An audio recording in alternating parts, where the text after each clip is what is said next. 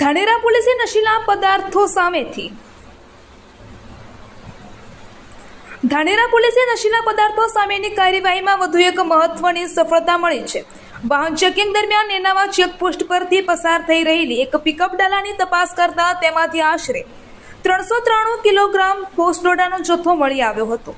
પ્રાપ્ત માહિતી અનુસાર ઝડપાયેલા પોસ્ટડોડાની અંદાજિત કિંમત ₹59 લાખ જેટલી હોવાનું સામે આવ્યું છે। આ જથ્થો ગુજરાતમાંથી રાજસ્થાન તરફ લઈ જવામાં આવી રહ્યો હતો। પોલીસે પિકઅપ ડાલા સાથે એક વ્યક્તિની પણ અટકાયત કરી વધુ પૂછપરછ હાથ ધરી છે। ધાનેરા પોલીસ દ્વારા છેલ્લા કેટલાય સમયથી નશીલા પદાર્થો અને ગેરકાયદેસર પ્રવૃત્તિઓ સામે સતત કડક કાર્યવાહી કરવામાં આવી રહી છે।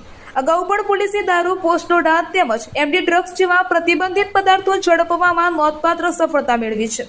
હાલ પોલીસે ગુનો નોંધી વધુ તપાસ શરૂ કરી છે અને આ જથ્થો ક્યાંથી લાવવામાં આવતો હતો અને કોને પહોંચાડવાનો હતો તે દિશામાં તપાસ આગળ ધપાવી રહી છે।